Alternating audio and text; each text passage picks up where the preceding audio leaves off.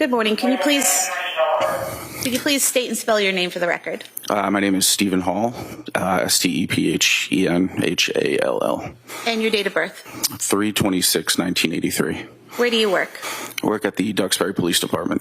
How long have you been a Duxbury police officer? Since 2015, so roughly 11 years. I want to direct your attention to January 24th, 2023. Were you working that day? I was. What shift were you working? The 4 to midnight. And would that be 4 p.m. to midnight? Yes. And were you in uniform? Yes. Were you in a marked cruiser? Yes. And were you on patrol? Yes. And being on patrol, were you alone or with a partner? I was alone. Further directing your attention to approximately 6:11 p.m. At that time, did you receive a dispatch to go to 47 Summer Street in Duxbury? I did. And do you recall approximately where you were when you received that dispatch? I was at the Lincoln Street Fields in Duxbury. And so how long did it take you to get from there to 47 Summer Street? 7 to 10 minutes. And did you go to 47 Summer Street? Yes. And what did you see when you arrived there? When I arrived, it was just a house. There was a gate open on the left side of the house.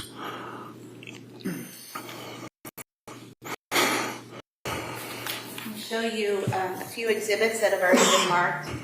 Exhibit 32.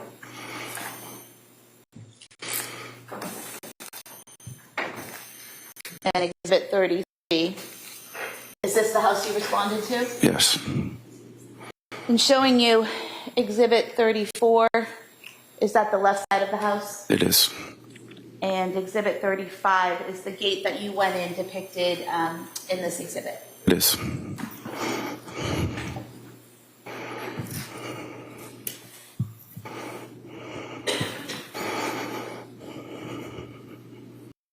First officer on scene? I arrived simultaneously with Officer Josephine. And is he also an officer with Duxbury Police? Yes.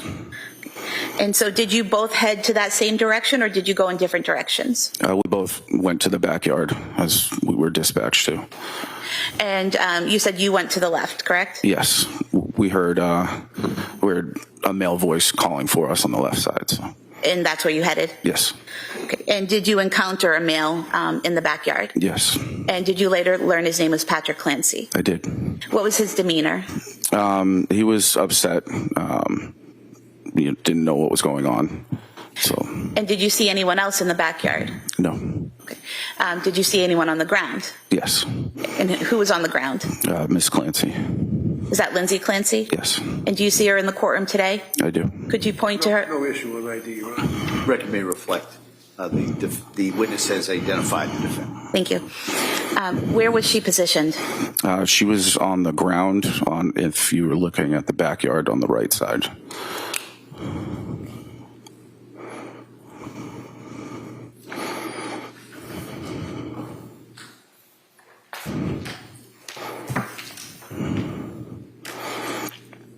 Showing you what's been previously marked as Exhibit 38. Is this the back of the house? It is. And showing you what's been marked as Exhibit 37. Do you see the area where the defendant was when you entered the backyard? Yes. Do you mind standing up with the court permission and just pointing that out to the jurors? It's in this area. And if the record could reflect, he's pointing near the window well to the far right side of the back of the house. Record may reflect that. When you saw her in that location, do you remember where her head was? Her head was towards the house. And where were her feet? Pointing out away from the house.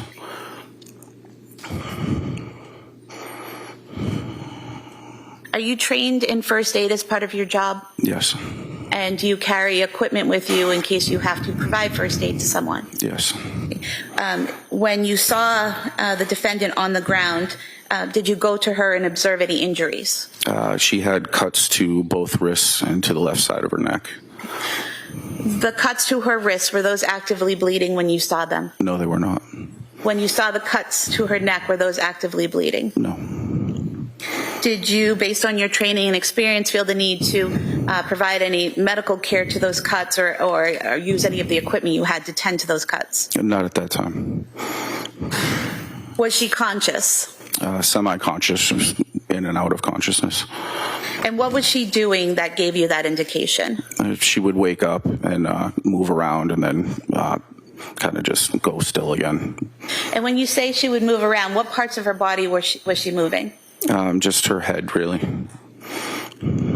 Was she able to speak to you? She wasn't, no. Was she making any sounds? She was just, like, it sounded like she was in pain. So something like moaning or something like that? Yes. While you and Officer Josephine are there, do other first responders, such as firefighters, start to arrive? Yes, they started to arrive, and I went to the gate to direct them where to go. And how did you know they had arrived? You could hear the sirens. So you heard the sirens and went to the gate to tell them to come to that side? Correct.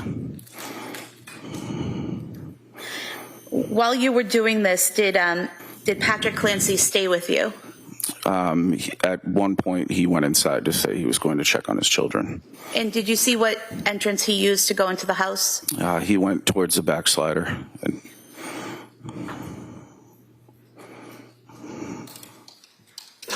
shortly after Patrick Clancy went inside the home, did you receive a call on your radio? yes. And what did you hear on your radio? Dispatch said that he couldn't wake them up.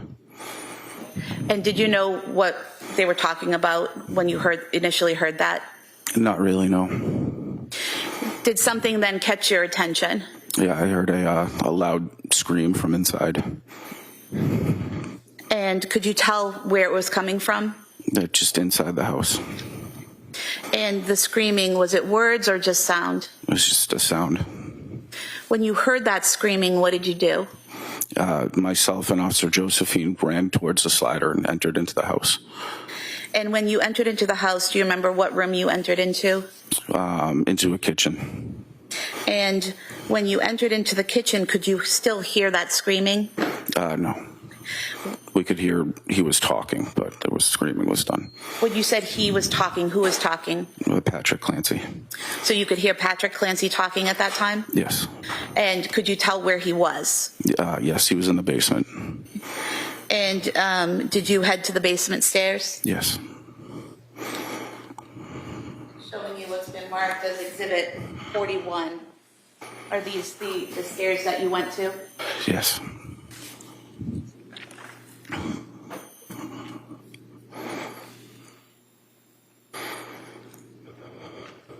Did you go to the bottom of the stairs? I did.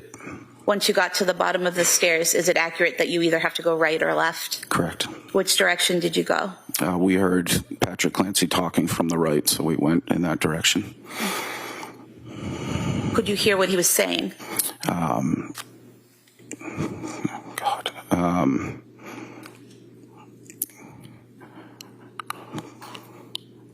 Do you mind if I?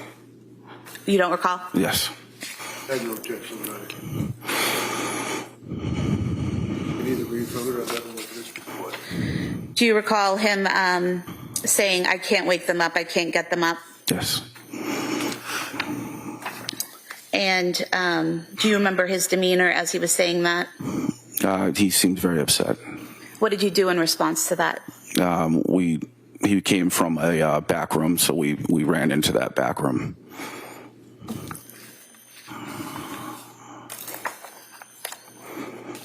Just going back to when you came down the stairs and turned to the right, do you recall what type of room that was when you went to the right? It looks like a workout room, like a workout area. I'm going to show you a few pictures here. If you could just look at them and tell me if you recognize what they depict.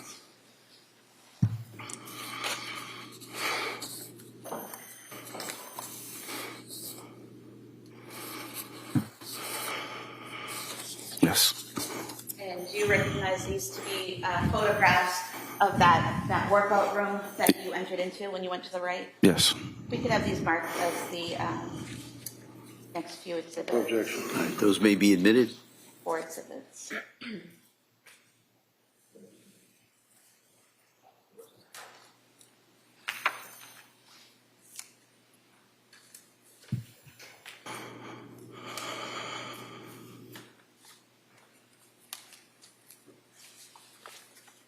Exhibits 89 to 92.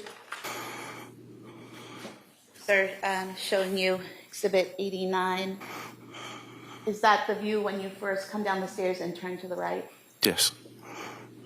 And then showing you exhibit 90. Are those exercise bands there tied to the closet door? Yes. 91, just a close-up of that, correct? Yes. Then 92, what are we seeing in this photograph, sir? That was the back room that he seemed to be coming from. That Patrick was coming from? Yes. You also looked at 2 photographs from that room. Are those fair and accurate depictions of how the room looked that day? Yes. We could have these marked as the next 2 exhibits, please. Okay. All right, they may be admitted.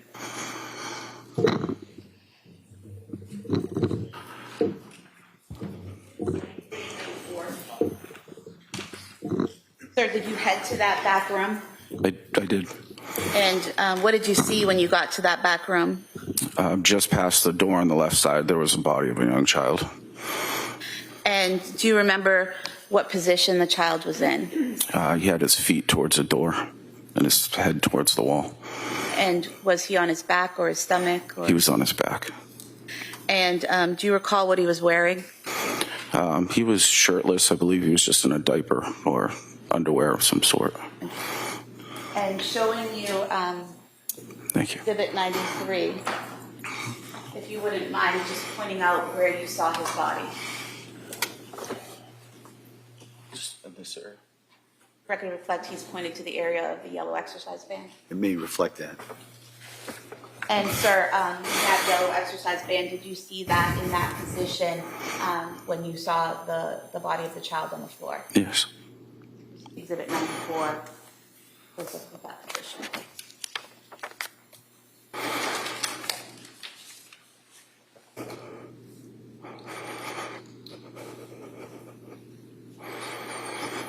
Sir, did you later learn that child's name was Dawson Clancy? I did. And can you describe his physical appearance when you saw him? He was discolored, like a bluish purple. Do you remember what his face and neck looked like? No.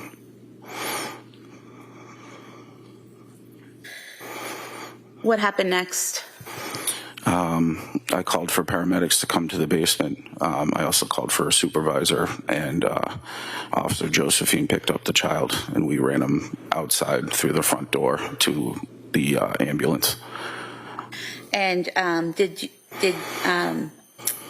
do anything after that, after giving Dawson to EMTs? We ran back down into the basement to check to see if we could find other children. And what made you think there were other children to find? When Patrick Clancy said, well, I can't wake them up, instead of just a singular. And so when you went back inside, did you go back down the basement stairs? Correct. And this time, did you go to the left? Yes.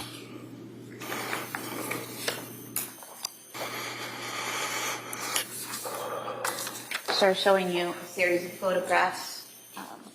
You could just tell me if they clearly and accurately reflect how the left side of the basement looked on January 24th, 2023 when you went in there. Right, just for the record, they don't need to lay a foundation. I agree to the photographs, no objection to any of them, so we don't have to go through all the All right, foundations. thank you. All right. You recognize those? Yes. Could I just mark this the next exhibits, please?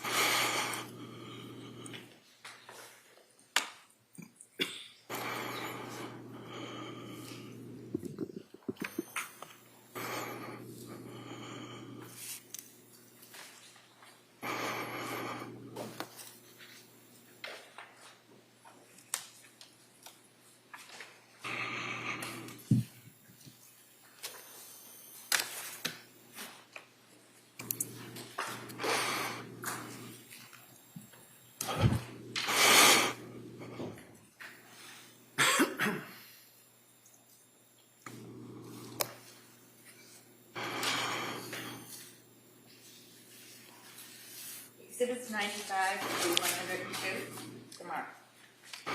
Thank you. Sure. So showing you what's been marked as Exhibit 95. Is this what you saw when you went down the stairs and went to the left, that first view? Yes.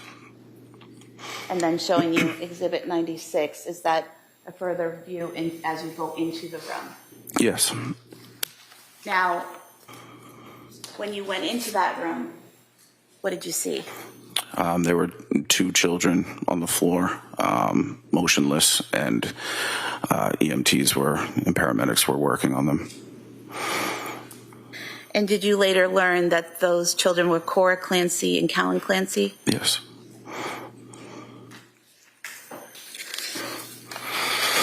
Did you do anything to assist the medics at that time? Excuse me. I asked if they needed any equipment. And did they ask you to get some equipment? They asked me to grab a heart monitor. And did you do that? I went and found the fire captain to ask where I could grab one, and he was pretty upset. So I ended up going back downstairs into the basement.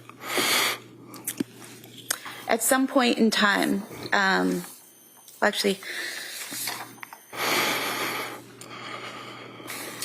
if I could show you Exhibit 96 again and just ask if you could just point to us where you saw each child. Okay.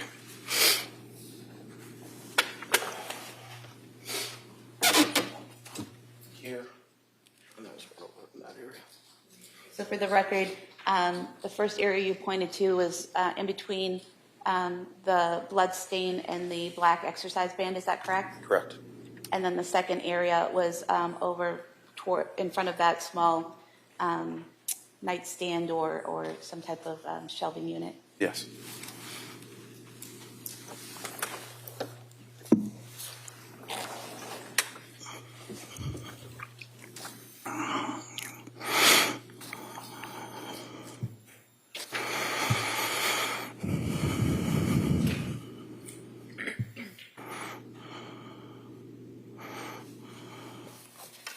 At some point in time, did you go back outside?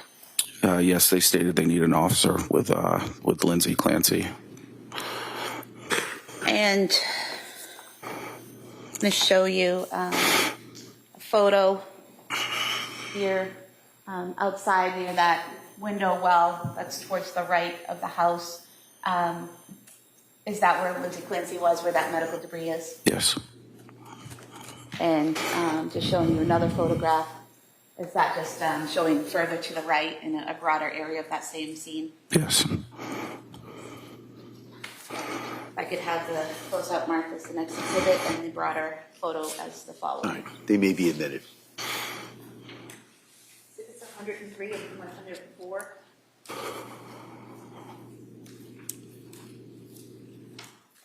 While you were out there with the defendant, were medical staff, paramedics treating her? Yes. And did you happen to look up? Yes, I did. What did you see when you looked up? There was an open window with blood marks around the window. And did you also see blood marks on the shingles below that window? I did. Showing you a photograph here. So up at the top, is this the open window you're referring to? Yes. Zooming in on the shingles here to the left and right, just below that window, are those the blood marks you're referring to? Yes. And here in this photograph, you had mentioned blood marks on the upper window. Is that what you're referring to? Yes.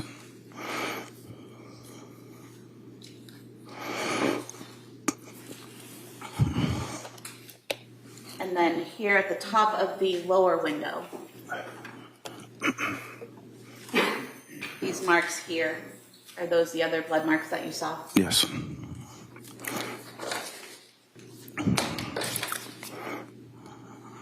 If we could have these photos marked as the next exhibits. All right. They may be admitted.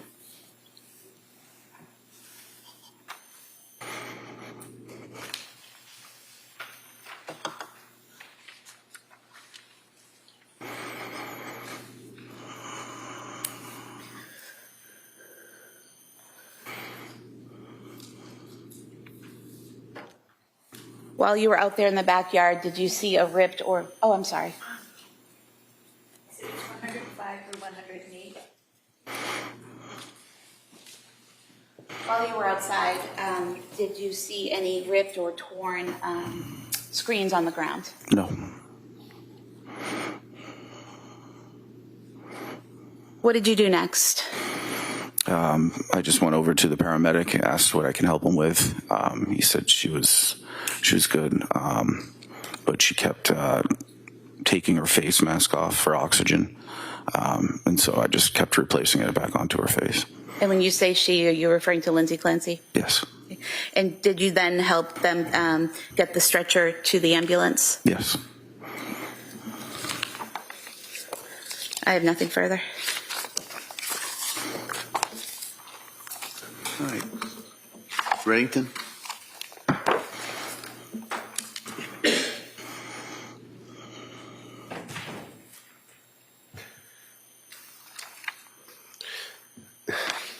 Thank you for your incredible service. Thanks. All right. Sir, you may step down. Thank you. Thank you.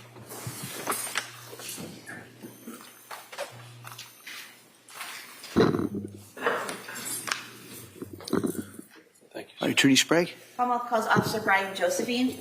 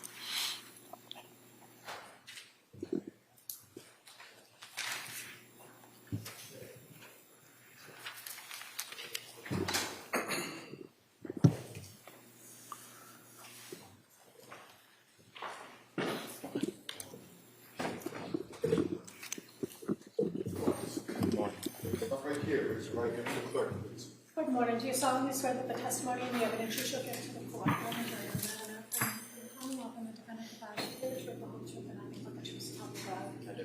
Thank you, sir. You may be seated. Register, please, sir. All right, good morning, sir. All right, counsel? Thank you. Good morning. Could you please state and spell your name for the record? Brian, B-R-I-A-N, Josephine, J-O-S-E-P-H-I-N-E. And what's your date of birth, sir? June 13, 1990. And where do you work? I work at the Duxbury Police Department. How long have you been a police officer? I started there in April of 2020. And did you work for the Plymouth Police before that? Yes, I did. And how long did you do that? Almost 5 years.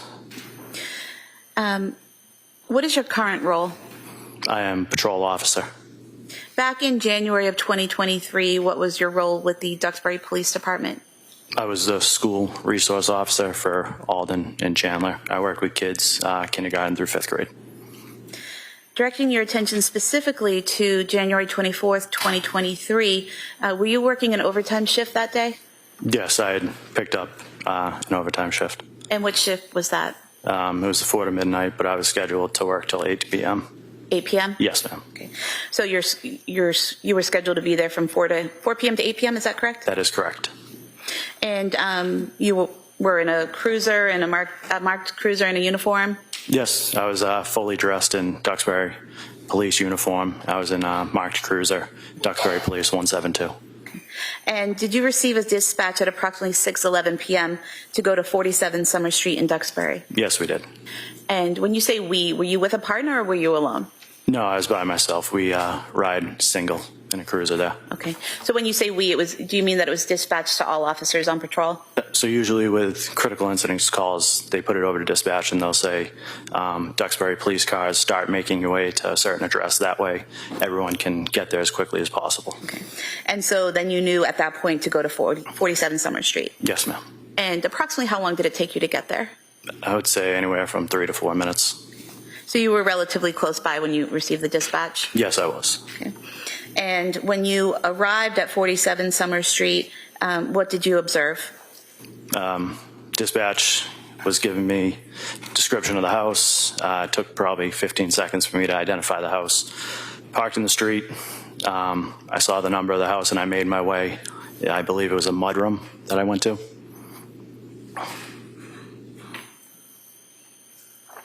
Showing you Exhibit 33. When you say the mudroom that you went to, did you actually go inside the house or did you go to the door to the mudroom? I went to the door to the mudroom to check if that was unlocked so I could make my way to the back of the house. And is that door depicted in this photograph? Yes, it is. And is it the door to the left of the garage? Yes, it is. And was the door locked or unlocked? It was locked at that time. So what did you do next? I radioed dispatch just for confirmation of where that party we were trying to get to was located. They told me it was around back of the house, so I tried to make my way that way. And when you went to the back of the house, how did you get there? Well, referring back to the picture where the car was parked, I went to the right side, and I went around the garage. There was a fence, and I went over the fence, I believe. So showing you Exhibit 33, again, you went by these cars and around the house to the right. Yes, that's correct.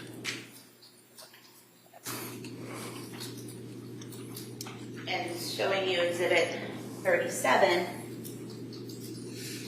does that mean that you would have been coming around the house over here by the garage on the left and in the porch, the deck? Yes, that's correct. And when you came around there, what did you see? I made my way. I observed two parties, one lying in the ground and one standing over it. And I started making my way towards the other end of the house, which is towards this fence, as you guys can see in reference to that photo. And so when you say the other end of the house, are you talking about this area here, the father's furthest right two windows? Yes, that is correct. And the person that was standing, did you later learn that was Patrick Clancy? Yes, I did. And the person on the ground, did you later learn that was Lindsay Clancy? Yes, I did. And at some point in time, was Officer Hall also back there with you? Yes, he came from this side over here, the opposite direction in which I came. So facing the house, he would have come around the left side of the house if you're facing the house? Yes, he parked on the street and came from this side, the opposite of where I came from. Okay. And do you recall what Patrick Clancy was doing when you first saw him? He was standing over Lindsay at that point. It appeared that he was trying to communicate with her. I observed him with a cell phone. It was kind of down by his side, so I don't know if they were talking or what, but it was probably a split second, and then he turned in my location, saw me because I was illuminating the yard with my flashlight, and then that's when me and him crossed paths. Okay. And so you said you saw him with his cell phone by his side. Was it in his hand by his side? Yes, I believe it was in his left hand. Okay. Okay. And you say you crossed paths with him. Approximately where did you cross paths with him? It was probably right by the bulkhead, I would say. And so in the photograph to the right of the deck is the bulkhead, is that correct? That is correct. And where was he headed? He was heading, I believe, up towards the deck. Yeah, obviously I didn't know it at that time, but he was just walking past me pretty fast in an abrupt manner. So. And did he say anything to you as he passed? No, he did not. And after you crossed paths with Patrick, where did you go? I went to the female party. And did you speak to her? I attempted to. And what did you say? I just was trying to get basic information, where she was hurt, where she needed attention, anything I could do to kind of help her until fire arrived. And did she respond to your questions? She mumbled, and it wasn't a definitive answer. Did you observe any injuries? Yes, she was laying on the ground. There was cuts to her right wrist, I believe, and to the right side of her neck. And were those cuts actively bleeding at that time? They were bleeding, but not profusely. Did you, are you trained in first aid? Yes. Did you feel the need to put pressure on those wounds immediately? No. we also carry medical equipment such as tourniquet, gauze, stuff like that. And I believe due to circumstances that I didn't need to utilize those tools.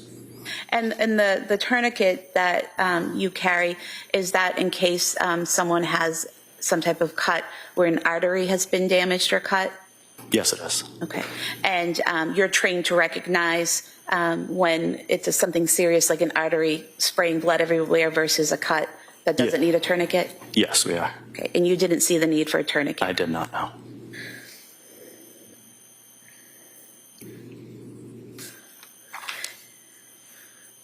And based on your training in first aid and as a police officer, as a first responder, did those wounds appear life-threatening? No, they did not. Did other emergency personnel from the fire department begin to arrive?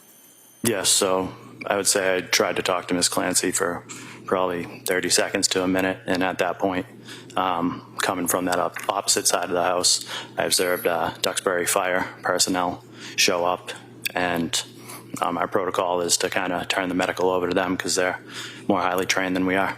Okay. And at some point in time, do you hear something? Yes. What do you hear? Myself and Officer Hall were standing by that window, and we just started hearing loud screams. And what did you do when you heard those loud screams? We immediately were trying to figure out where they were coming from. I'm not sure if dispatch or something came over the air and said something about the basement, but we both just started making our way back towards the deck part of the house. Did you go in through the sliding glass doors? Yes, we went up the deck and through the sliding glass doors into the kitchen. And did you then head to the basement? Yes. Okay. And could you hear any sounds coming from the basement as you entered the kitchen? Yes, it was the exact screaming that I heard from the window. And did you go down the stairs to the basement? Yes, we did. And did you see anything as you went down the stair after you went down the stairs? So we went down the stairs, and there was a picture at the bottom of the stairs, I believe, of Lindsay and Patrick, and the basement splits off into two, a right and a left area, and the screams were coming from the right area, so that's where we directed our attention to first. Okay. And did you see Patrick? Yes, that right side opens up, and it's like 2 rooms, I believe. So we went into the first room, which was kind of dark, and there was some cluttered stuff around, and Patrick was in that back room at the time.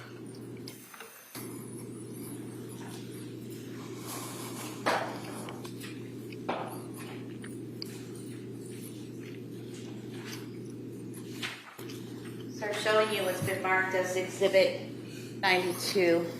Is that the doorway into that back room? Yes, it is. And then Exhibit 93, is that the inside of that back room? Yes, it is. And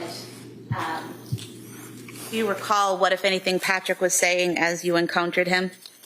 Upon his observation of us, myself and Officer Hall, he proceeded to head in our direction, leaving that room. And at that point, he looked up and he screamed, "She killed the fucking kids." And after he said that, where did you go? Once he cleared himself from the door frame, we were able to look inside the room where we observed what appeared to be a child laying motionless on the floor. And did you later learn his name was Dawson Clancy? Yes, I did. And how was he positioned? He was laying on his back, kind of close to the gym bag for reference of that. Showing you Exhibit 93 again, you referenced the gym bag. Is that the bag to the left of the pack, the child's toy? Yes. And so you're saying that he was in that area when you first saw him? Yes, he was. And do you recall whether he was on his back or his stomach or something else? He was on his back. And do you recall his physical appearance? Like I said, he was laying on his back. His head was tilted to the right-hand side. Looked at him kind of in the face area once we got closer, and his face was white, gray, lips were blue, eyes were bloodshot. Looked like blood vessels were popped in his eyes. Did you notice any injuries to his neck? Seeing that, my first instinct was to kind of grab his head and tilt it to the side, see if I can get a pulse. But I mean, based on my training experience from previous incidents, I knew it wasn't going to be good. So I moved the head. That's where I observed some red marks on that right-hand side. Of the neck? Yes. And in that exhibit, 94, there was a yellow exercise band, correct? Yes. And I believe in prior testimony, you may have called it a blue exercise band, is that correct? Yes. But it's clearly yellow in the photo, right? Yes, it's clearly yellow. I mean, there was... Testing the color of the exercise band. Right, good. So what was your focus at the time? the child. And once you saw him there with these injuries, what did you do? Based on my observations, I knew there wasn't really much I could do. So I picked the child up, went chest to chest, and as I did that, it was kind of like a mucus or a foam that leaked out of his mouth onto me. I grabbed him, went back towards the way we came down into the basement, and I headed up to the stairs where Sergeant Homestead was coming down the stairs, and I started yelling to him to get out of the way. Went back up the stairs and then into the kitchen, directly adjacent to the stairs. There's the front foyer, like hallway, and I went out the main door into the driveway. And was there an ambulance in the driveway at that time? Yes, the ambulance was backing up and had pretty much just parked, and one of the fire was walking around to the stretcher out back. So I rushed over with Dawson and I put him on the stretcher, and that's when Sergeant Homestead and fire personnel started working further on him. What did you do next? I went back into the house. And why did you go back into the house? I remember hearing something about kids and multiple, and I just went back. And when you went back in the house, did you go to the basement? Yes, I went back in that front door, back down to the basement, and this time I went to the left-hand side. And when you went to the left-hand side of the basement, what did you see? Pretty much directly in my sight was an older female laying on the ground, and then in the corner there was like a younger baby. And when you say an older female, you're referring to that she was older than Dawson? That's correct. And did you later learn her name was Cora Clancy? I did. And did you assist in treating her? Yes, I did. What did you do? So when I got down to the basement, 2 fire personnel were already on scene. One was working on the baby and one was working on Cora. Communicated with them. We worked together, and I took over doing chest compressions of Cora. And were you able to see any injuries on Cora at that time? Yes. She had kind of the same injuries that I explained with Dawson. The pale tint, bluish lips, bloodshot eyes, blood vessels popped. But this time she also had like dried blood around her mouth. And did you also see an area of blood near her on the floor? Yes, there was a relatively large area of blood on the floor. Actually, when doing CPR on her, I heard her knelt beside her, and that pool would seep through my pants, so I ended up moving her a little off to the side so I could position myself better. Just showing you what's been marked as Exhibit 97, this red, brown stain on the rug. Is that what you're referring to? Yes.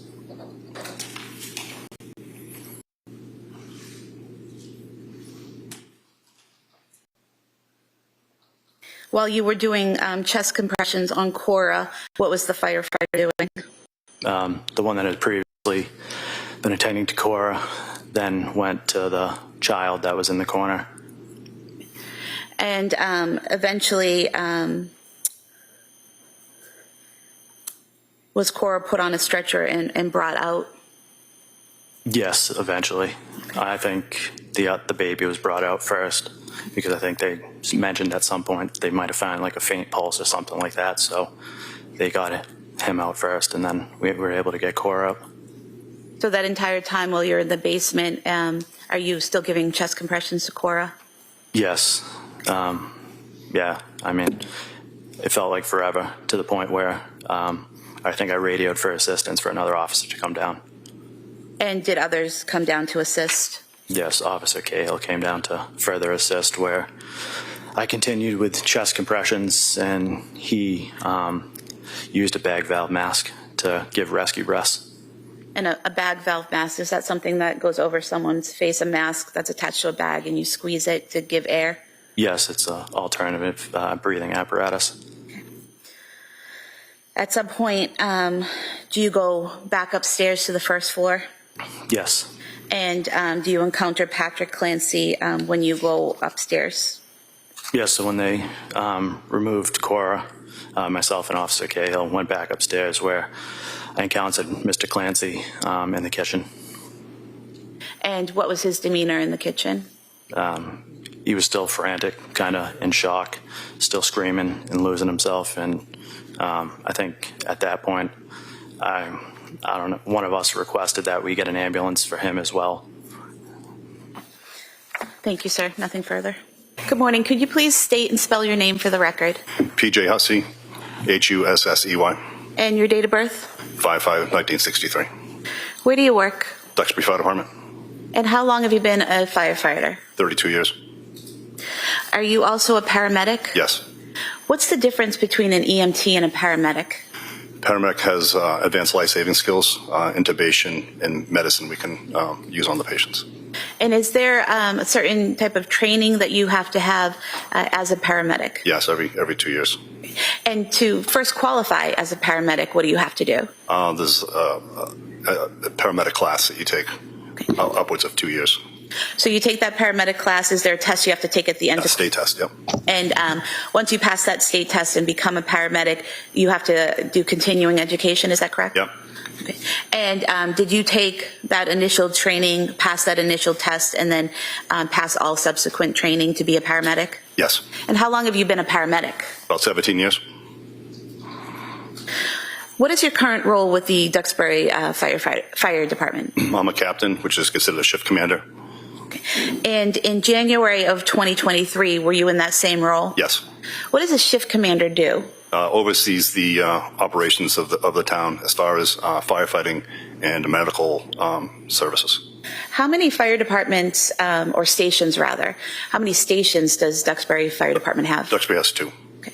And how far apart are they? About 10 minutes apart. And are they staffed differently from Yes. each other? Yeah. And how are they staffed? At the central station, there's a captain and usually 3, and the other station, there's 2, just 2 firefighters. And for Duxbury, are all the firefighters that work for Duxbury Fire Department also paramedics? Not all. We have 2 EMTs. Okay. Yeah. Now, The rest are medics. I'm sorry? The rest are medics. And when you say medics, you're talking about paramedics? Yeah, sorry. No, it's okay. So directing your attention to January 24th, 2023, were you working that day? Yes. And what shift were you working? My own shift, my group, shift 1. And what is shift 1? It's just we have four shifts, and I'm just group 1, shift 1. Is there a certain time that spans? Time of day? No, 24-hour shifts, 8 o'clock in the morning to 8 o'clock the next morning. Okay, so you were working 8 o'clock in the morning on January 24th? Yes, And your shift would end 8 o'clock in the morning on January 25th? correct. And were you working in that capacity as a shift commander on the 24th? Yes. Now, do you recall a call coming in shortly after 6 p.m. Dispatching you to 47 Summer Street in Duxbury? Yes, And did you respond to that scene? we did. And how many vehicles and personnel responded? My car, the shift commander car, ambulance 1, and engine number 2. And what was the personnel in each of those vehicles? Not names necessarily, but how many people? We put, usually it's 2 in the ambulance, but because of the severity of the call when it first came in, we put 3 people in the ambulance, a driver plus 2 medics in the ambulance, and then 2 firefighter medics in the engine from the other station. Okay, so that would be 6 people in total? 6 total. Okay. Yeah. And did you have anyone from the second station respond initially? We all came at the same time. We all got dispatched at the same time. So would that have been 6 people total from both stations or 6 people from the central station? 6 people total from both. And when you arrived on scene, what did you see upon arrival? There's a couple of police cruisers that were there already, just beat us in. And then we had to go up back to where the patient was located. And when you refer to the patient that was out back, was that Lindsay Clancy? Yes, And did you head to the backyard? yes, And did you see her on the ground? I did. And were you personally treating her, or was it the other paramedics that The were other doing? paramedics were treating her. Okay. Yep. And what were you doing? Just supervising the call, just make sure things are handled appropriately as a shift commander.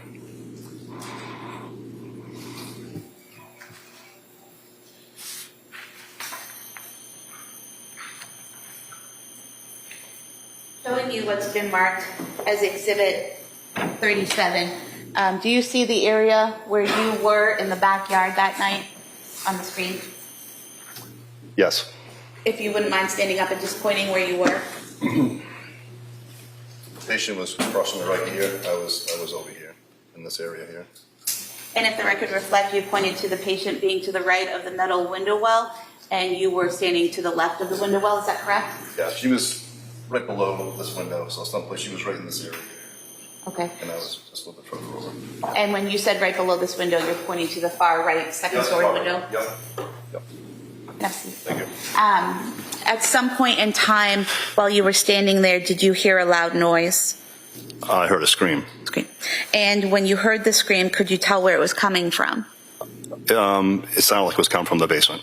And did you look anywhere in particular? Yeah, I was able to look through the basement window and able to see a male person downstairs. And when you say the basement window, are you referring to that first Yes. Metal window? Yes. Well? Yes. That was in Exhibit 37. Just showing you, again on the screen here, what's been marked as Exhibit 50. This window here on the right, does that fairly represent the window that you looked through and could see down into that Yes. basement office? Yeah. And was the light on in the basement office when you looked in? A light was on, yes. And what did you see when you looked in the window? After I heard the scream, I saw a older male gentleman, now knowing it was Patrick Clancy, unwrapping something from a child's head. And when you saw the male unwrapping something, can you demonstrate the motion that they were doing? Yeah, the child was on the ground. The head was towards the window, so the head was towards the back of the house, and he picked the child up, and he was in a circular motion, taking something off the head, around the neck. And could you see the child's face? Yes. And what observations did you make of the child's face? The head was blue. And did you later learn that child was Dawson Clancy? Yes.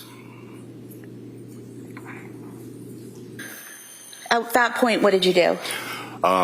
Because of the severity of Miss Clancy on the ground, and now we have another patient, I put a all call in, which is a recall of Duxbury personnel, all Duxbury personnel, if they're available, to come back to the town to help out.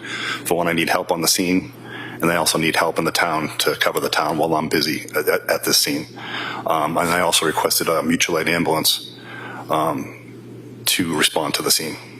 Because at that time, there was only one ambulance that was responsible. One ambulance for Miss Clancy, yes, and then I called another. Seeing the next patient, I called another ambulance in. Okay, and what is mutual aid? Mutual aid is it's a shared system that all the towns use. That if we get busy or busy with calls, we're able to call help in from surrounding towns to give us a hand, whether it be fire related or medical related. Does Duxbury only have one ambulance? We have three. Three, but you only had one staff that night? Yes. Okay, so you call in for an additional ambulance. At some point in time, do you learn that there are two other patients, Yes. Cora Clancy and Callan Clancy? Yes. At that point in time, do you have to do anything to call in more assistance? Well, the recall for Duxbury personnel was already put in, so I called two more ambulances at that point. And the scene that night, discovering another victim, was that a chaotic scene? It turned very chaotic very quickly. Okay. Yeah. And was it a situation where people would start treating a patient but then have to move on to something else and someone would take over? Sort of. I had I had myself as a shift commander. I had an EMT with me, but there's also 4 paramedics. So the way it ended up working, all the initial paramedics were with Miss Clancy in the beginning. And then when we found the other patients, we left a paramedic with Miss Clancy, a paramedic with Dawson, and then the 2 paramedics were with the 2 other kids in the other room. And did someone eventually also have to be with Patrick Clancy? Eventually, yes. Yeah, but at the time, there was nobody with him in the beginning. I have nothing further. Thank you. Okay. All right, counsel? No questions. Thank you, sir. All right. Thank you, sir. Thank you.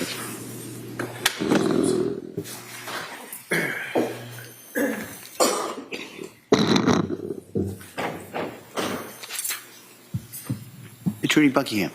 Your Honor, the Commonwealth would call Loring Nudd as its next witness, please. Same objection for the record. All right.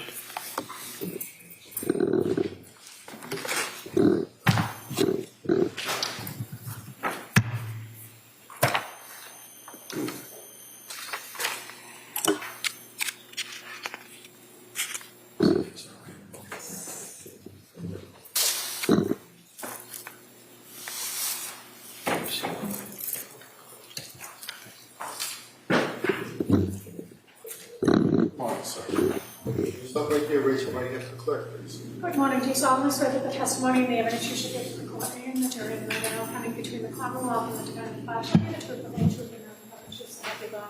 I do. Thank you, sir. You may have a seat. Why don't you stop there, please? All right. Good morning, sir. Good morning. May I inquire? Yes, please, counsel. Thank you. Good morning. Good morning. Could you please tell the jurors your first and last name?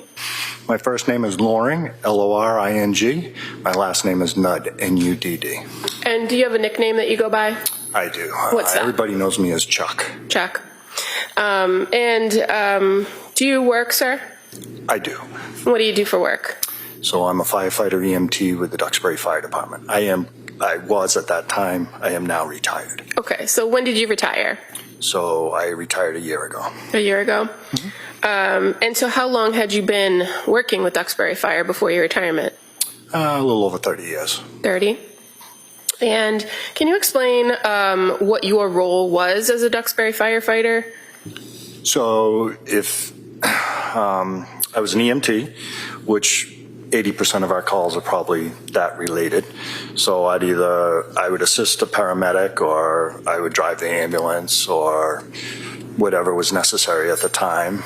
And then we were also did fire suppression, and we were all trained in that and went to the academy and all that. Okay, and can you tell us what the difference is between an EMT and a paramedic? So a paramedic requires another year or 2 of training, and they're able to prescribe meds. I mean, not prescribe meds, excuse me. Give meds that they have according to what they need to do. They can also read the monitor that shows rhythms in the heart and what have you. Is it fair to say that as an EMT, you're trained in basic life-saving techniques, Correct. while a paramedic is advanced life-saving techniques? Correct. And so at Duxbury Fire Department, is it also fair to say that each and every firefighter has that dual role of either being an EMT, a paramedic, and a firefighter? Yes, some are. There might be one EMT, just a basic, where most of them are the medics but we're all firefighters too. Okay. And in the town of Duxbury, does the town itself have its own ambulances Yes. in addition to the fire engines? Yes. And there's also ladder trucks, correct? Correct. Now, when you were working as a Duxbury firefighter, what was the schedule? How did you work your shifts? So we work 24-hour shifts. And then how many days on and how many days off? So we'd have 1 day on, 1 day off, 1 day on, and 5 off. And a 24-hour shift, when did it start and end? It was 8 o'clock in the morning to 8 o'clock the next morning. So if I direct your attention to January 24th of 2023, you were still working for the Duxbury Fire Department then, correct? Correct. And were you on a 24-hour shift that day? I was. At some point during the day, were you given kind of what your assignment was for that shift? Yes. What was your assignment? So that day, I mean, we all kind of float around a little bit, but we had a newer member that had made progress. He was an EMT and then made it to paramedic. So I was kind of what they called the backup guy. So I would do whatever fill-in needed to be done, and I would assist with them if necessary. Okay, and so were you kind of assigned to the ambulance at the central station as that backup person? I was. And the person that you identified was kind of the newer employee. What was his name? Paramedic Doherty. And that would be Daniel Doherty? Daniel Doherty, yeah. And who was the other Duxbury firefighter that was assigned to the ambulance that It shift? would have been paramedic Kevin Heath. So at approximately 6 o'clock or just after 6 p.m., were you advised of a dispatch to a residence in the town of Duxbury? Yes. And where was that dispatch going to take you? So it was going to take us to Summer Street. And so you and firefighter Heath and firefighter Doherty, you all get in the ambulance? Correct. And do you go to 47 Summer Street? We do. Who was in the ambulance, who was assigned as kind of the driver and the tech? So at that time, because we had heard, what kind of call we had an idea what call we were going to. The two medics sat up front and were able to converse while I sat in the back and again was that backup guy, more or less. Okay. And as far as the nature of the call that you believed you were coming into, is it fair to say that the initial call had to deal with a female that had gone out the window, possibly a suicide? Yeah, as I remember, it was a second floor fall. At the time that you were dispatched to that location, did you know that there was any pediatric patients or children involved? No. Now, approximately how long did it take to get from the central station to 47 Summer Street, if you recall? I'm going to say 4 to 5 minutes. And when you arrived on scene, were there already other emergency personnel on scene? There were. Were you the first ambulance on scene? We were. How about fire trucks? Were there any other fire trucks from Duxbury? The fire truck, you could hear it in the background, but it wasn't there yet. So is it fair to say that there were some Duxbury police cruisers that had arrived just ahead of you? Correct. Where did you go with the ambulance when you got to that address of 47 Summer Street? So as we were pulling up, I could hear the two guys up front say, the cruisers are in the way of the driveway. So I said, okay, you guys take the call, meaning get out of the car and get out of the truck and get started, and I'll take care of the truck. Okay, and so when you come to the address, are you able to at least pull into the driveway at some point? Not at that point. Because I was in the back, I switched to the driver's seat, and at that time I saw an officer coming and he was getting ready to move the vehicle that was in our way so that I could back in. And so were you able to then back the ambulance into the driveway? I was. And were there other vehicles that were not emergency personnel vehicles in the driveway? There might have been some of their vehicles, but there might have been, but I don't really. I had enough room to put my vehicle there, and that's all that mattered. Okay, so when you backed the ambulance in, firefighter Heath and firefighter Doherty, what did they do? They had already jumped out. Grabbed the gear, and taken off for the back of the house. Once you got the ambulance secured in the driveway, what did you do? So, assuming that they were going to need a stretcher, I started pulling a stretcher out of the back of the ambulance. And again, you said you backed the ambulance in? Correct. As you were pulling the stretcher out of the back of the ambulance, did you observe somebody coming from the house? Yes. What did you see? One of the police officers was carrying a child. And so what did you do when you saw him carrying the child out of the house? So at that point, the stretcher was almost out of the vehicle, and I said, over here, and he placed him on the stretcher. Were you able to make observations of the child as he's being placed on the stretcher? I was. What did he look like? So his face was blue, he had marks around his neck, and his body was pale. And so once the officer, or first off, was the officer somebody you knew from Duxbury? Correct. It was Officer Homestead. Okay. And once the child was placed on the stretcher, what did you do after you made that initial observations of him? So we rolled it right inside so he could start doing CPR. Now, as an EMT, what is the first thing you generally do when you're observing a patient or assessing a patient? So you always look for response and you go for airway. Okay. And fair to say there's kind of what they call the ABCs? Correct. Can you tell the jurors what that means? So it's airway, breathing, circulation. Okay. And in this circumstance, were you able to observe the child breathing on his own? No. How about, were you able to secure an airway for him? Not at that time. We were still doing the preliminary. And how about circulation or pulse or cardiac activity? Were you able to determine any of that upon your initial assessment of him? At that point, no. Now, after you are in the back of the ambulance, do other EMTs or other paramedics come and assist you with this child? Yes. So when the patient was getting rolled in, I also yelled out to my captain, hoping that he was going to hear me, that I needed a medic in my truck because I needed him to know that there was someone in my truck. And I'm assuming someone heard me, and they then directed a medic to my truck once one appeared. Okay. And so the medic that came to the truck, was that Keith Nettie? Yes. And that was not the original person who went to the scene with you in the ambulance, was it? Correct. Okay.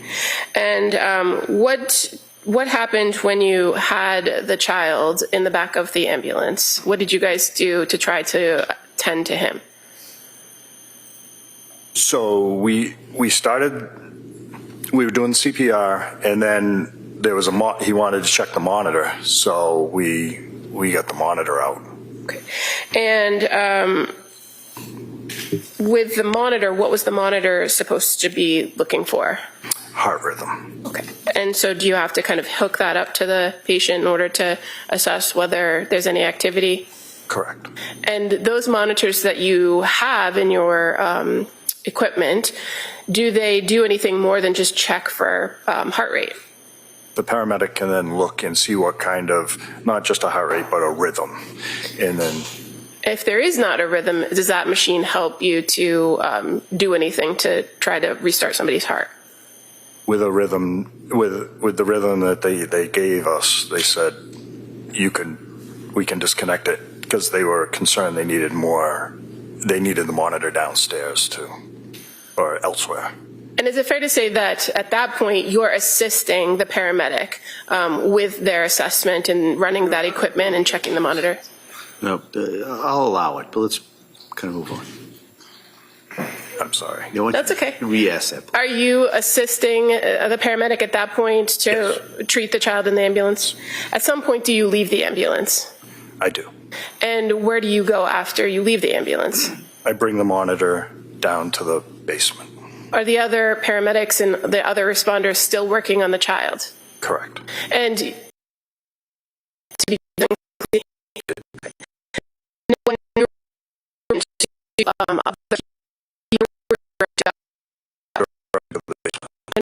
basement. Because my they said they needed equipment in the basement.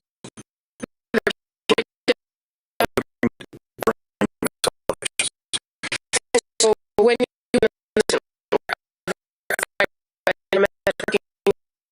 There were. were you to make observations of those children? Not really. I mean, they weren't crying. Okay. Fair to say they were being treated by others? Correct. And so once you dropped off that equipment, did you go back outside? I did. And what ultimately was your role at the end of this call? What were you asked to do? I was asked to drive. So the ambulance that responded from Duxbury, that's ambulance number 1? Correct. Ambulance 1. Did you drive that ambulance to a hospital? Correct. Which hospital was that? I forget if it was the Jordan or the BI now, but it's the Plymouth Hospital. Here in Plymouth? Correct. And that was with Dawson Clancy in the back, correct? Correct. No further questions. Thank you. All right. Thank you. Attorney Reddington? No questions. Enjoy your retirement. All right. Thank you, sir. Thank you.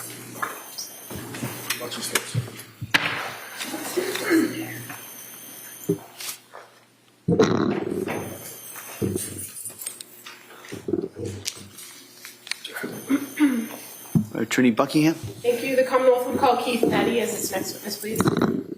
Same objection, Your Honor.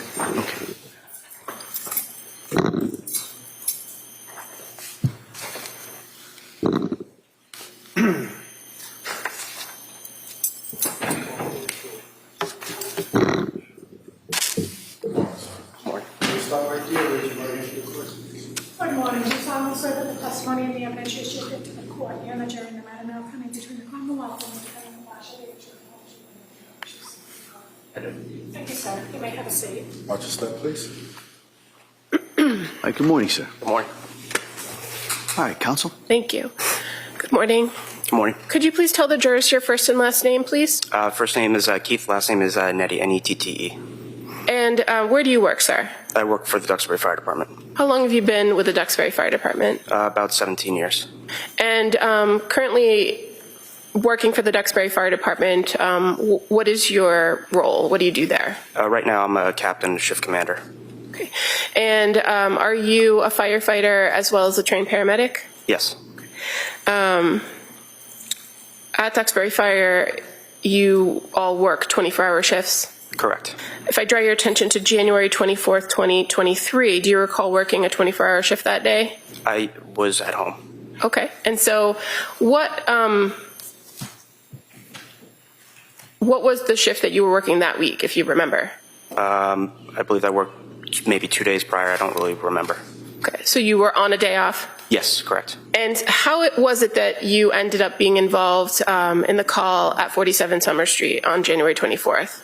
We were recalled from via a pager and a text message that there was an incident going on and that we were to respond. So can you explain to us how that works? So a tone goes off through dispatch that sends off a pager at our houses that alerts us. Then we also get text messages about the incident and then respond either to the station or to the scene, whichever they request. As a Duxbury firefighter, are part of your responsibilities to respond to these recalls? Yes. Is it a voluntary thing? Yes. So if you were indisposed or unavailable when a call went out or tone went out, would you be expected to respond to the scene? No. But in this case, on January 24th, just after 6 p.m., you heard that call go out, correct? Correct. And so then what did you do when you heard the call? I drove to the scene in my personal truck. When you got to the scene, what did you see? I saw police and fire vehicles, and then I walked up the driveway and walked into the back of the ambulance. Now, when you arrived and saw police, that was Duxbury Police? Correct. And the fire personnel that was on scene, who was on scene, if you remember? I only saw 2 people on scene initially. That was Kevin Heath and Sergeant Homestead. Okay. And Sergeant Homestead is a Duxbury officer? Correct. Now, was there a Duxbury ambulance in the driveway when you pulled up? Yes. And before even getting past that ambulance, were you asked to assist? Yes. What did you see when you came to the back of that ambulance? I saw an officer, Sergeant Homestead, and Kevin Heath doing CPR on a child. Had you seen how the child ended up in the ambulance, or did you come after? I came after. Okay. Did you then help take over with treating that child in the back of the ambulance? Yes. What was your initial observation of the patient? What did he look like? Blue, white, non-responsive, not breathing, no pulse. And this particular patient, did you come to learn him to be the child named Lindsay Clancy? Yes. And he was approximately 3 years old? Yes.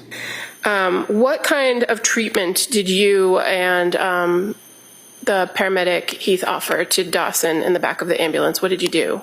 We tried to start an IV, but then we also started an IO, which is kind of like an IV. Tried intubation, which is an advanced airway, medications, and continued CPR.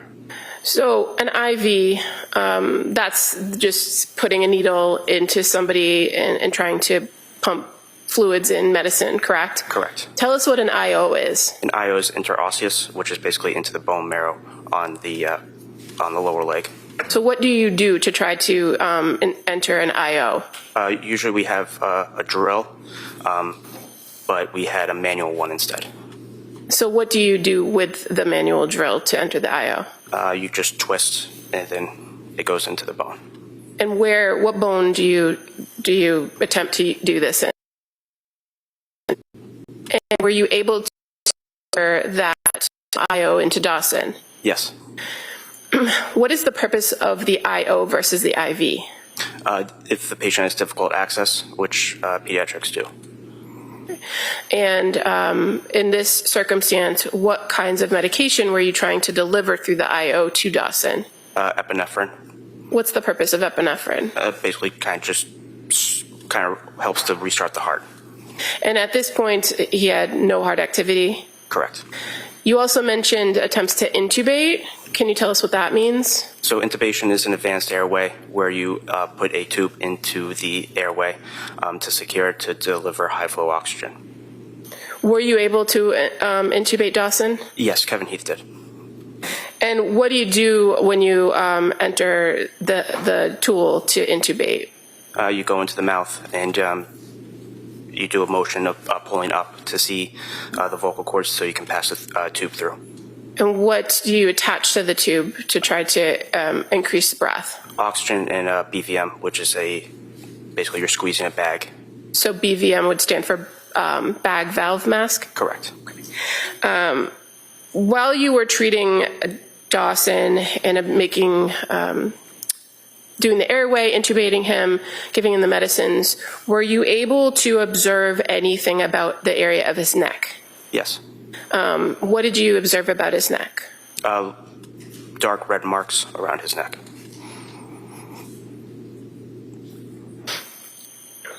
Now, all of this is happening while you are in the back of the ambulance with firefighter Heath, correct? Correct. And do you recall another Duxbury officer being present, Dan Doherty? Yes. Eventually, was that ambulance then sent to the local hospital? Yes. Which hospital did you guys go to? BI Plymouth. On the ride to the hospital, did you ever get a pulse for Dawson? No. Were you ever able to resume breathing using that method with the bag valve mask? No. The efforts to give him the medication, the epinephrine, did it ever do anything to start his heart? No. When you arrived at the Beth Israel Hospital emergency department, tell us how you transferred the care of the patient. We wheeled the stretcher in. We went into the first room, which is trauma 1 and trauma 2. We moved the patient over to their bed and then transferred care. While you were at the emergency department at Beth Israel, did you see another child from that same home come in? I did. And what department brought them in? What fire department? Marshfield. Did you do anything to assist Marshfield when they came through the emergency department? I assisted in compressions when they were getting the child out of the ambulance. And is that something that is ongoing during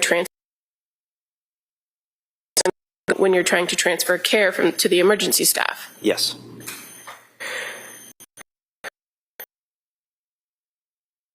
Being the father of the children at the emergency department that evening when you were there? I did. And you came to Lindsay Clancy? Correct. Of him at the Set, and yeah, just basically visually upset. Did you do anything yourself to assist him when he was there? I assisted to get a chair in case he needed to sit down. And was that before or after the children had passed, had been declared? I believe it was after. Thank you. All right. Attorney Reddington?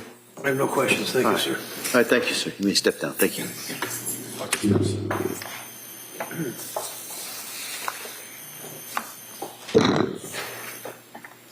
The Commonwealth would call Patrick Dwyer as its next witness. Same objection for the record. Okay.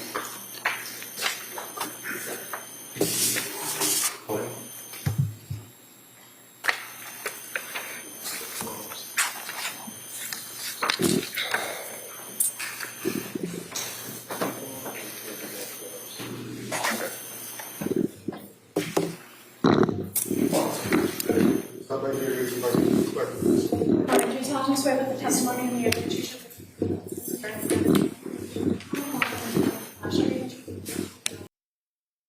Take a seat, sir. All right, good morning, sir. Morning. Yes, counsel. Thank you. Good morning. Morning. Could you please tell the jury your first and last name? Patrick Dwyer, Can you please spell your last name for the record? D-W-Y-E-R. And how are you employed, sir? I'm a firefighter paramedic at the Duxbury Fire Department. And in what capacity are you a firefighter or paramedic? Do you have any supervisory roles? No, I'm not a supervisor at the department. Now, in your role as a firefighter and a paramedic, did you receive training for those roles? Yes. And how long have you worked for the Duxbury Fire Department?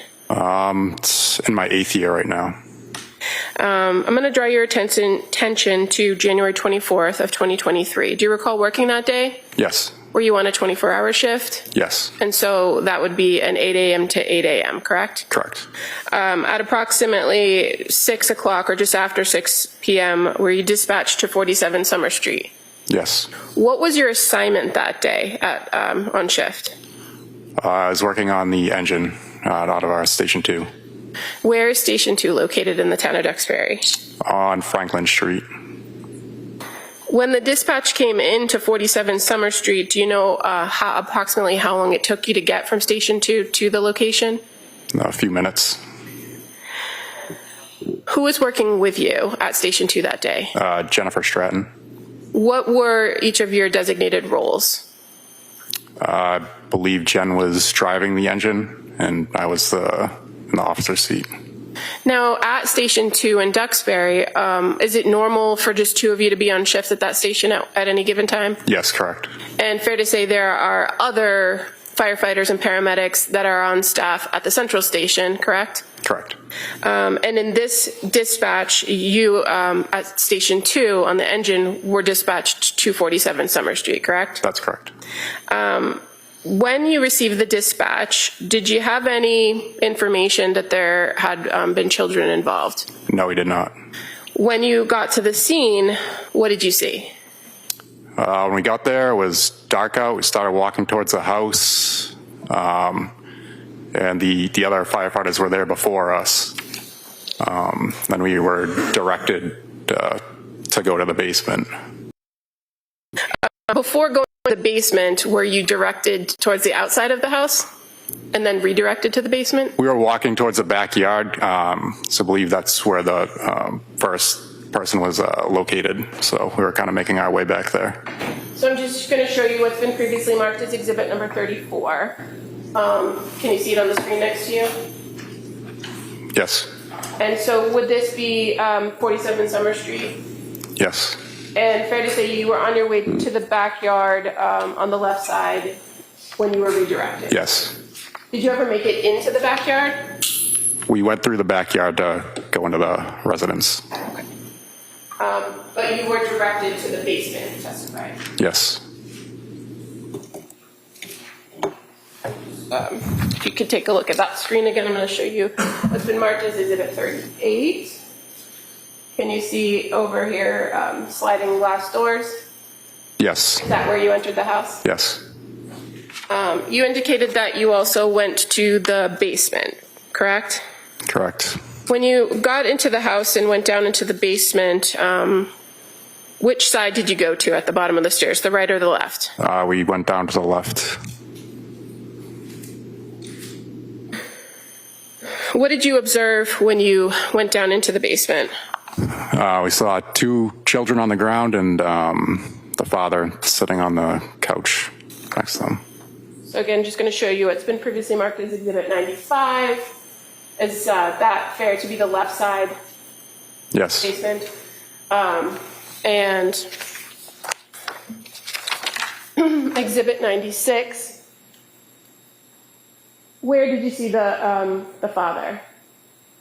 He was sitting on a couch or something in the area. Not sure exactly which one. Did you also observe the children on the floor? Yes. How many children? 2. What did you do when you observed the children? We started CPR. They were in in cardiac arrest. Okay, and so which child did you work on? The 5-year-old girl Where was she located? on the floor in that room. So as far as looking at exhibit number 96, does that depict the area, general area where you saw the 5-year-old child?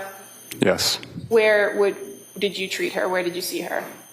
Right in that area. I can't remember exactly where it was. Okay. In this photograph of exhibit number 96, do you see a lot of equipment? Yes. And I'm just going to show you exhibit 101 too, with some more equipment.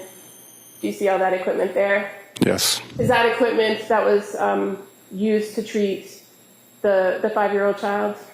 Yes. Did you learn her name to later be Cora Clancy? Yes. While you were assisting or working with Cora, what was Jen Stratton doing, your partner? She was with the other child. Do you recall where the other child was in relation to Cora? They're kind of right next to each other.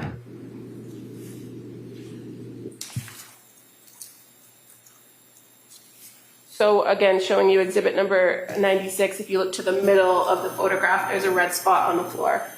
Is that a fair place where Cora was? Yes. And would the other child, the younger infant, was he closer to the couch or the bed area, or was he in a different location in the basement? Probably more towards this side, I would say, if I could remember. When you say this side, Like what do you see in the picture to depict where? probably closer to the cardiac monitor. Okay, and can you tell us which is the cardiac monitor? Is it here at the bottom? Yes, that piece of equipment right there. And again, in exhibit 101, can you see the cardiac monitor a little better? Yes. Where is it in this photograph? Right there. Do you mind just getting up and pointing to it on the screen? So we're talking about this black bag that is sort of off-center of the photograph next to a blue bag. Is that fair to say? Sorry, what was the question? I'm just trying to locate it on the picture for the record. So you pointed to a black bag that's kind of off-center in this photograph, correct? This is a cardiac monitor. Okay, thank you.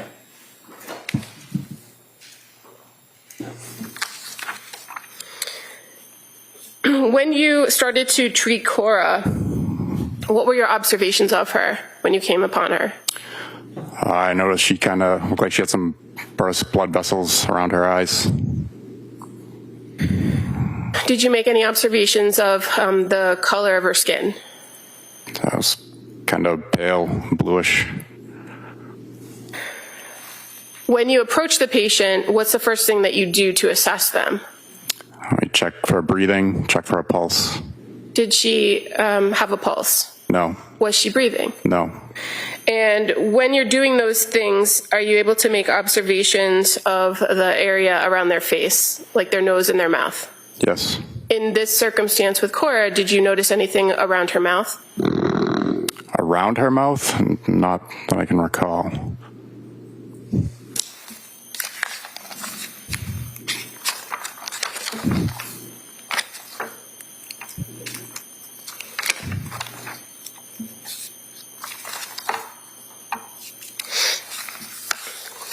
When you are trying to assess her breathing, is there anything you do to try to resuscitate somebody or get them to breathe? Yes, we would use a bag valve mask to help them breathe. Did you do that for Cora? Eventually, when we got the equipment down there, yes.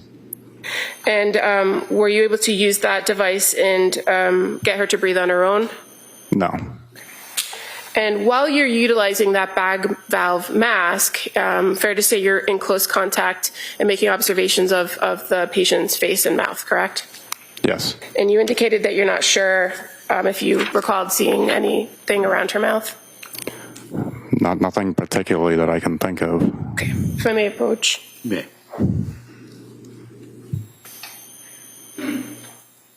Just going to show you page 9, and if you could read like 17 through 19 to yourself.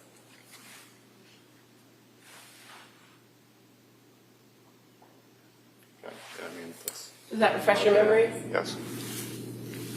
What did you observe in or around Cora's mouth? That she did have some blood in her mouth. Did eventually other emergency staff come down and help you with rendering aid on Cora? Yes. And fair to say, one of the things that you do is maintain compressions and CPR. Yes. And can you do that by yourself, or do you often have to have somebody help? Well, we usually have multiple people working. And in this circumstance, with the treatment of Cora, other people came in and helped you with those things? Yes. Were you eventually able to prepare her to leave the basement area? Yes, once we get more first responders down there. And fair to say, there was first responders from other departments that came and helped prepare to bring Cora out of the basement, correct? Yes. Do you recall how she left the basement? We took her out of the basement on a backboard up the bulkhead stairs. And the firefighters that were assisting putting her on the backboard, do you remember where they were from, what town? Marshfield. When Cora was placed into an ambulance, do you remember what ambulance she was placed into? Marshfield ambulance. Did you continue to help assist them when she was put in the ambulance? Yes, I went to the hospital with them. And do you remember who the firefighters were that were from Marshfield that were helping you? Yes, Andrew Wilkins, Ryan Henry, and Kerry Carver. And fair to say, Andrew and Ryan were in the back of the ambulance with you, correct? Yes. And Kerry was driving? I believe she was in the back also. Okay. At some point, somebody hopped in the front seat and drove? Yes. And when you got to the hospital, which hospital did you transport to? Beth Israel, Plymouth. Were efforts continued to be made in that transport from Duxbury to Beth Israel in Plymouth? Yes. While inside of the ambulance, did you try to use one of those cardiac machines to shock or defibrillate Cora? Yes. Was there any result for that? We shocked once but did not regain pulses. And when you got to the hospital, did you transfer care to the emergency staff at Beth Israel? Yes. And did you do anything further on the care and treatment of Cora? Not once we transferred care, no.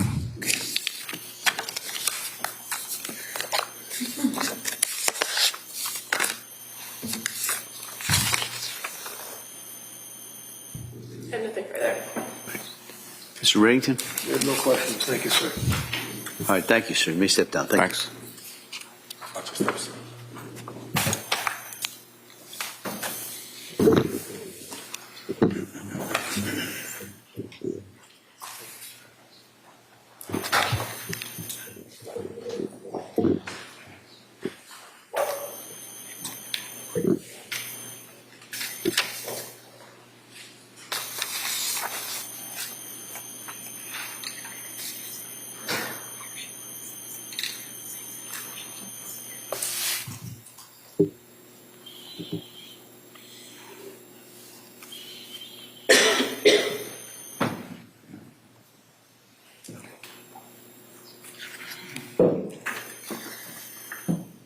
Between spread? Commonwealth calls Jennifer Stratton.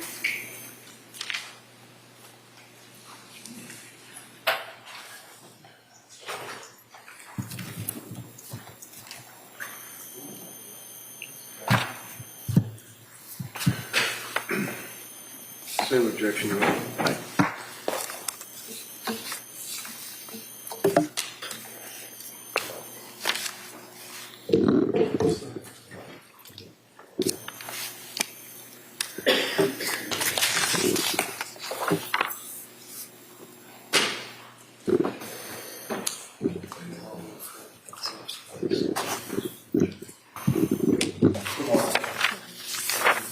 You solemnly swear that the testimony and the evidence you shall give to the court will be fair and the Commonwealth of the Duxbury is your apology. Thank you. You may have a seat. Why don't you stop right there, please? Hey, good morning. Morning. Hi. I'm going to ask you to keep your voice up so the jury can hear you, okay? Okay. Great, thank you. Yeah, tree sprig. Thank you. Good morning. Can you please state and spell your name for the record? Yes, Jennifer Stratton, JenniferStratton. And your date of birth?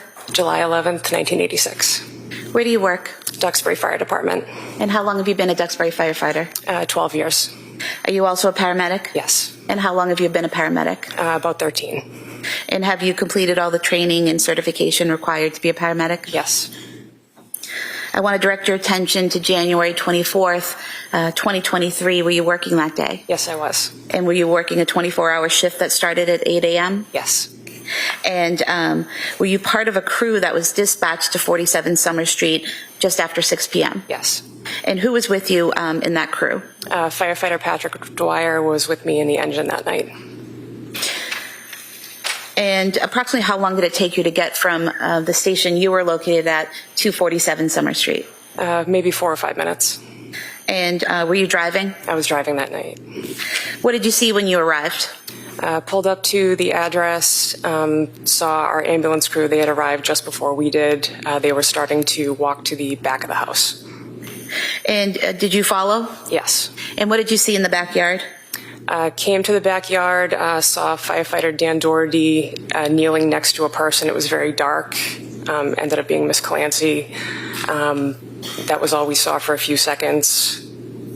And at that point, did you hear something? We did. Heard a voice yelling for us to get inside of the house, that there was a kid hanging in the basement. And did you go into the house? We did. And what entrance did you go in? Through the slider doors in the rear.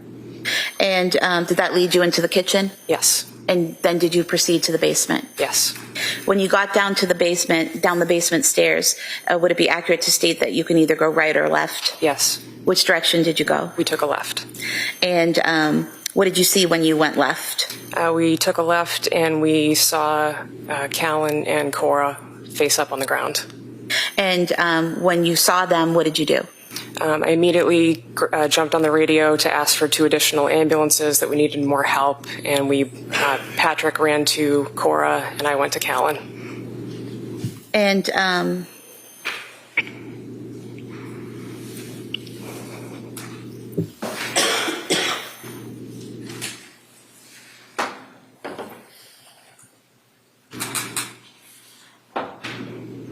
showing you what's been marked as Exhibit 100. Is this the room that you entered? Yes. And where was Cora, to your memory? Cora was just to the left in this picture, and Callan was just to the right. And when you say just to the left, are you putting over towards the equipment against the wall in the picture? Yes. And when you say to the right, are you pointing to the area to the right of the dresser? Yes. And showing you Exhibit 98. Is that the area where Callan was found? Yes. And close up, Exhibit 99. You see the pajamas there, the stethoscope, and the blue exercise band? Yes. Do you recall removing Callan's pajamas to treat him? I did, yes.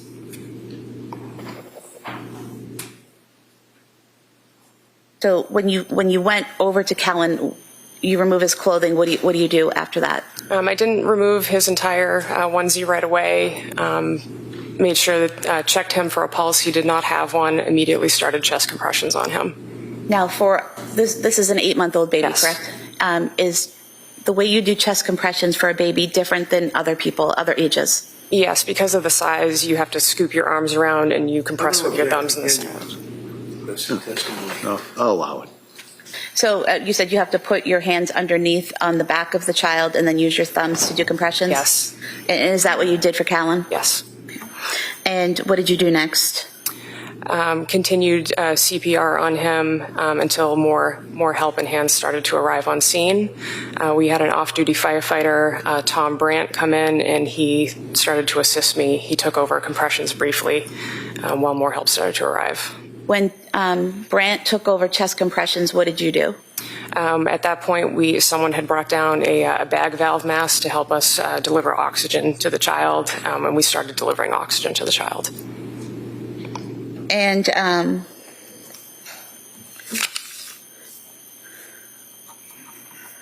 At some point, did you remove the pajamas completely? Yes. And when you removed the pajamas completely, was that so someone could attempt to get IO access through the baby's legs? And was that successful? That was not successful, no. Is that difficult to do with a child that age? It's a little more difficult. It's a less frequent practice skill, but... Were multiple attempts made to get the IV access into the bone in Callan's leg? I attempted once, and another provider attempted a second time. I don't remember who that was. And neither attempt was successful? What did you do next? Sorry, I didn't get her answer. Oh, what was your answer? For which I'm sorry. Was either attempt successful? No. What did you do next? Eventually, Kingston Fire arrived on scene to provide the ambulance for transport for Callan. I don't know how long we were in the basement for, but we did make the decision eventually it was time to get moving to the truck and start going to the hospital. While you were working on Callan, did you notice any injuries on him? Yes, he had deep strangulation marks around the entire circumference of his neck. And throughout the entire time that you're in the basement, are chest compressions being done, and you're trying to assist him with breathing? Yes. Did he, in the home, ever regain a pulse or the ability to breathe? No, he did not. Was he eventually taken to the ambulance? Yes. And how was he removed from the basement and brought to the ambulance? I scooped him up in my arms and carried him outside to the truck. And did you go with him in that transport to the hospital? Yes. And at any point in time, did he regain the ability to breathe or heartbeat during that transport? No, he did not. Was care transferred to medical staff at Beth Israel Deaconess Plymouth? Yes, they were. Nothing further, thank you. Mr. Reddington? Thank you. You may step down. Thank you.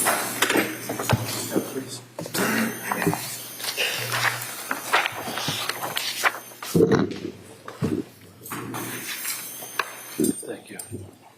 Commonwealth calls Robert Costanzo.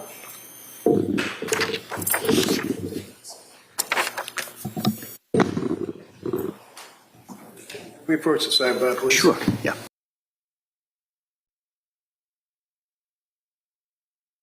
Thank you. Robert Costanzo.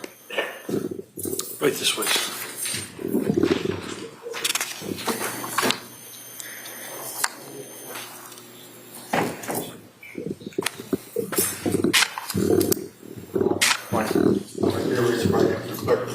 Morning, do you solemnly swear that the testimony and the evidence you shall give before the court will be fair and true, and the truth and nothing but the truth, so help you God? Thank you, sir. You may say it. All right, good morning, sir. Morning. If I may? Yes, please. Thank you. Good morning. Can you please state and spell your name for the record? It's Robert Costanzo, Costanzo. And your date of birth, please. 4/24/1985. Where do you work? Pembroke Fire Department. And how long have you been a Pembroke firefighter? I've been there since 2011. And are you also a paramedic? I am. How long have you been a paramedic? I've been with Pembroke since 2011, and I started in EMS in 2006. And have you done all the training and certification required to be a paramedic? Yes. I want to direct your attention to January 24th, 2023. Were you working that day? Yes, I was. And were you working an overtime shift that day? Yes. What was your role on that shift? I was assigned to the ambulance. And at some point after 6 p.m. that day, was there a call put out by Duxbury Fire Department for mutual aid? Yes. And being members of the Pembroke Fire Department, did you respond to that request for mutual aid? Yes, we did. Who responded? It was me and my partner. Who was your partner? Dan Smith. And did you go in an ambulance or some type of engine? An ambulance. And did you respond to the area of 47 Summer Street? Yes, we did. And approximately how long did it take you to get there? Between 5 and 8 minutes. When you arrived, what did you see? There were multiple pieces of equipment, other ambulances, police cars. When you arrived, were you directed to the backyard? Yes. And did you see a patient there in the backyard? Yes, we did. And where was she located? She was on the ground with a Duxbury firefighter. She was already C-spined on a longboard with a collar. She was unresponsive but breathing on the ground. And did you learn her name was Lindsay Clancy? Yes. And when you say she was already on a board with a C-spine, what type of equipment are we talking about? And if you could just explain to the jurors. So it's just a long flat board that we use to secure people when there's possible spinal injury. And she already had the collar on her neck. They had already started treatment prior to our arrival. So they had her all secured to the long backboard with the collar applied. And did you notice anything about her wrists at that time? Yes, her wrists were bandaged previously, assuming some kind of injury. There was no active bleeding or anything through the bandage. It was just, but her wrists were bandaged. Was it white bandaging? Yes. And so nothing was seeping through to your eye? Did you see anything on her neck area? She had some superficial lacerations that we could see around the collar, but we don't typically remove equipment after it's already been placed. So I didn't investigate any further than that. There was no active bleeding that I could see, so we just left it alone. So there was, even with the collar, there was nothing, no blood flowing out of the collar or pooling around her or anything like that? Correct. Was she breathing? She was. Was she responsive? No. Was she making any noise at all? She was moaning and groaning, but no words, no verbal response. Did you bring her to your ambulance? Yes, we did. And when you got to the ambulance, what was your role?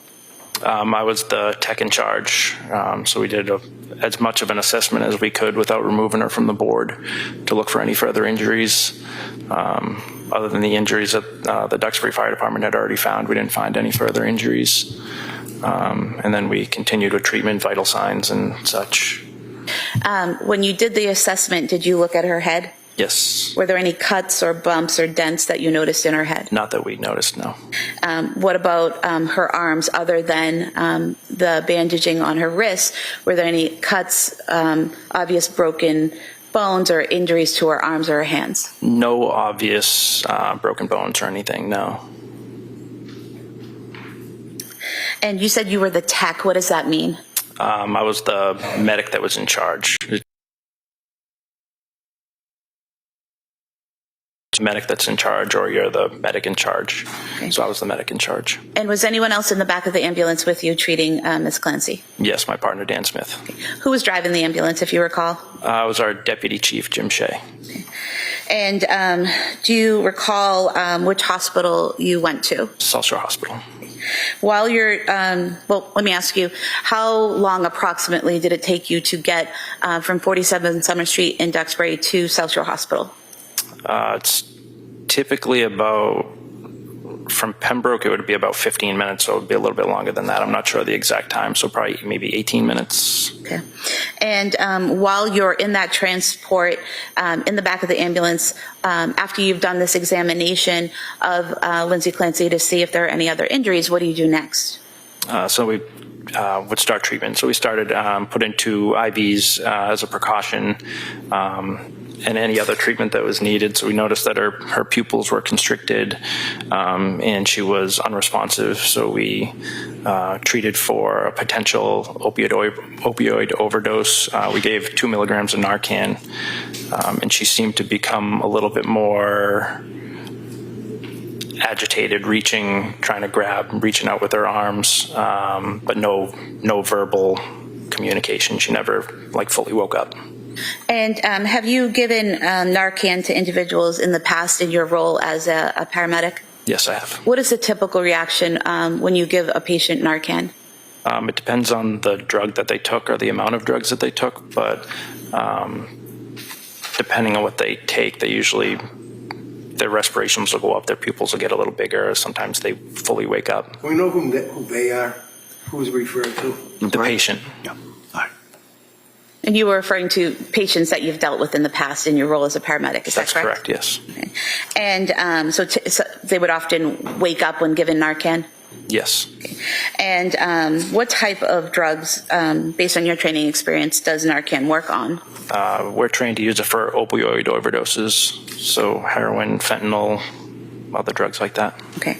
And does Narcan typically work on benzodiazepine? We are not trained to use it for anything other than opioids. Okay. And when you gave Lindsay Clancy the Narcan, she did not wake up, correct? No.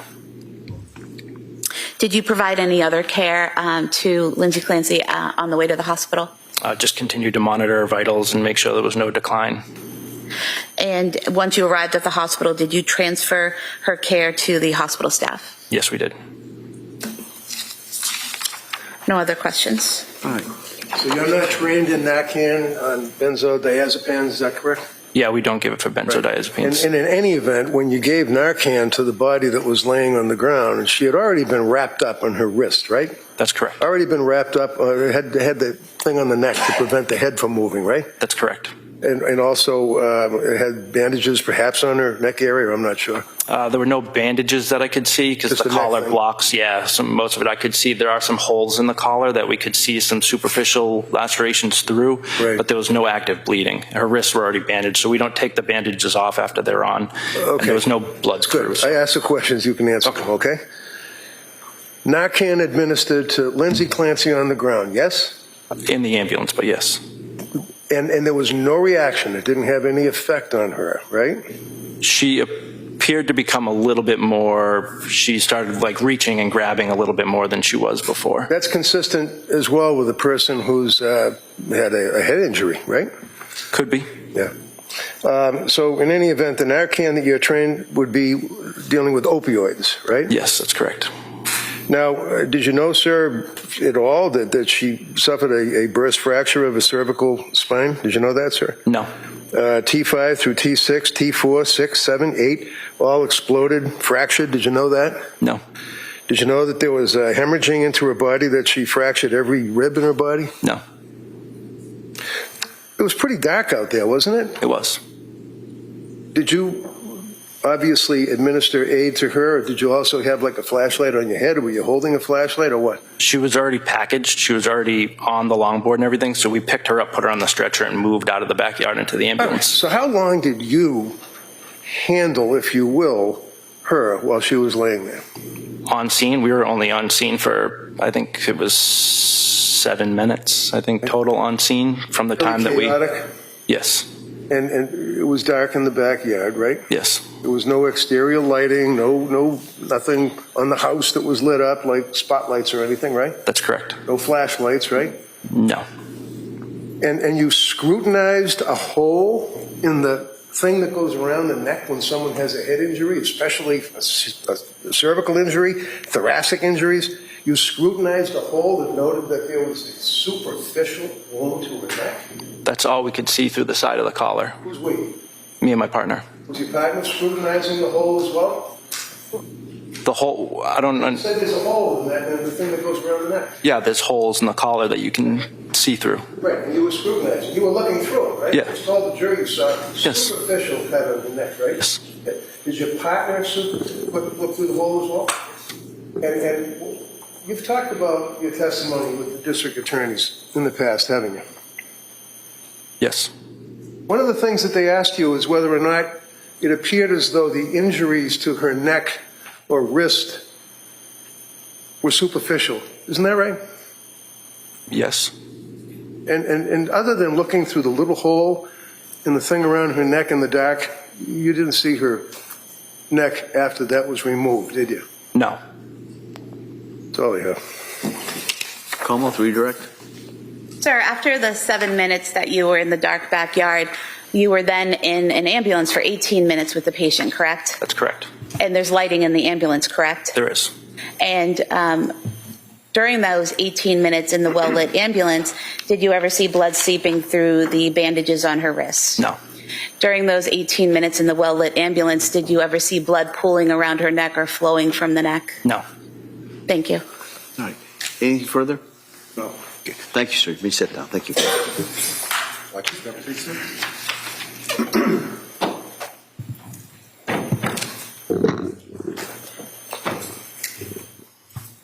Commonwealth calls Daniel Doherty. Same objection. You testify.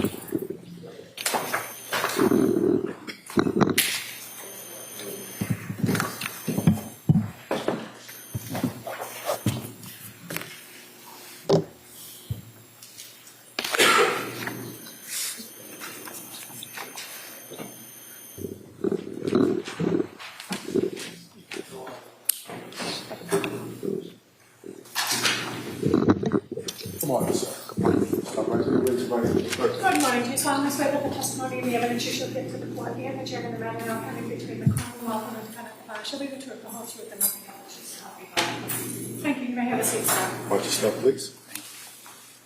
All right, good morning, sir. Good morning. All right. If I may, thank you. Good morning. Can you please state and spell your name for the record? Daniel Dougherty, Dougherty.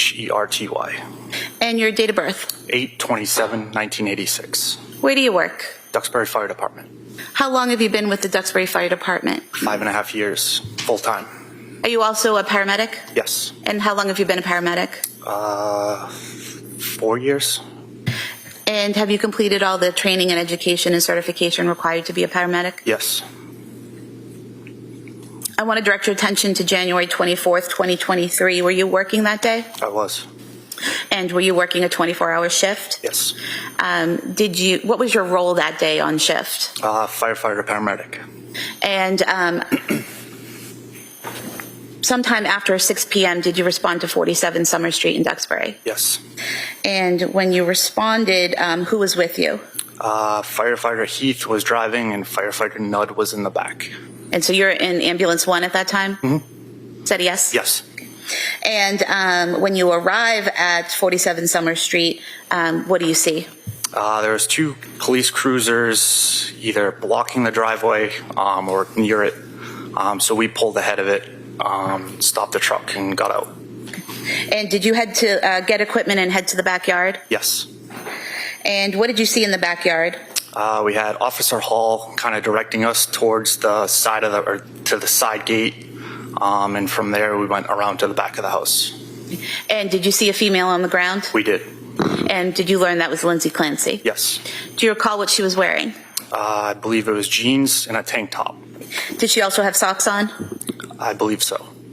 And did you examine her or assess her once you reached her? Yes. And what, if any, injuries did you observe? She had lacerations to both wrists as well as her neck. And were those lacerations actively bleeding? No. Can you describe the lacerations that you saw on her neck? There was dry blood, seemed to be somewhat superficial since there was no active bleed. And what about the cuts on her wrists? Same. And would you say same? Are you saying that there was no active bleeding there? Correct. Okay. And what, if anything, did you do to treat those wounds? We bandaged them up. I believe we placed a ABD pad, just a sterile pad, on her neck as well. You said an APD or a sterile pad. Is that just a type of like gauze or Yes. something that you put on the wound? Yes. Okay. And so you did that, and then you bandaged the wrists, or vice versa? It was the wrist first, I believe, but we did secure the airway first before bandaging her wrist. Okay. So when you first arrived, is she breathing on her own? She was. Was she responsive? Somewhat. What does that mean? Not totally responsive. Pretty much to painful stimuli. And what is painful stimuli? As we were moving her, she somewhat regained consciousness on us. And painful stimuli, is that when someone reacts physically or verbally to pain? Yes. And so you said that you assess her when you first get there. You said you did the airway first, is that right? Yes. And how did you go about doing that? We placed an OPA device to secure her tongue down, just to protect her airway. What's an OPA device? It's a plastic device that depresses the tongue just to keep the airway open. Okay, so it's not the tube that goes down? No. It's just something that holds the tongue down? That's correct. Okay. And after you did that, what was the next step? We placed a non-rebreather air mask on her and set the oxygen. So is that just a mask that goes on the face providing oxygen? Yes. And then what did you do next? From there, that's when we heard the scream. And so did you bandage the neck and the wrist before the breathing, securing the breathing, or after? That was after. Okay, so just to be clear, first is securing the tongue down, putting the oxygen mask on, and then you did the bandaging? That came later, yes. Later, okay. So was the bandaging before or after you heard the screams? That was after. Okay. So when you hear the screaming, what, if anything, do you do? I looked at Captain Hussey and Firefighter Heath, and we kind of all looked at each other, trying to figure out what was going on. Okay. And did any of you leave the area after hearing the screaming? Captain Hussey did. Firefighter Heath went to go get a backboard for the patient. Okay. And did you stay with Lindsay Clancy? I did. Okay. And then is it at that point that you do the bandaging or after you get the backboard? Kevin was gone for a while, so that's when I started bandaging up her wrists. Okay. And did he eventually return with the backboard? He did not. So you bandage the wrists, what happens next? I believe it was Officer Hall came to the backyard. He asked if I needed anything. I told him the board, kind of gave him a direction of where in the truck it was. And then he also left to go grab that for me. And when you say the board, are you referring to the backboard? Yes. And did he return with the backboard? Yes. And was Miss Clancy loaded onto the backboard? She was. And who assisted you with that? It was Officer Hall, I believe, and our retired deputy. And is there a process that you follow when placing someone onto a board to ensure that that you don't cause further damage? Yes. And what is that process? Just C-spine precautions. So you secure the neck and kind of make sure that it's immobilized as you kind of move the patient. So what did you do to secure her neck? We had someone at her neck. I don't remember who it was. Just kind of hold steady that her neck didn't move in the process. Okay. And then did you follow that protocol, the C-spine protocol, to safely put her onto the backboard? Yes. Okay. And at some point was a collar placed around her neck? I believe so, yes.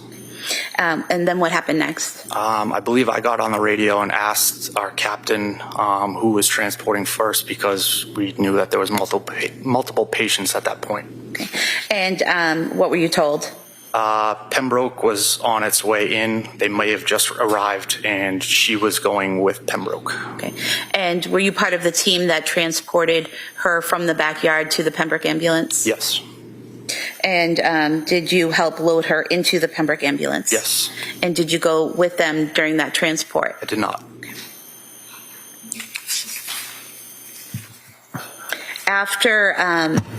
After Ms. Clancy was loaded into the ambulance, did it leave? Yes. What did you do next? I went to our ambulance that was in the driveway at that point. Okay. And was Dawson Clancy in that ambulance? He was. And did you ride in the ambulance to the hospital with Dawson Clancy? I did. What was your role in that ambulance? I was operating the bag valve mask for him. Okay. So you're trying to provide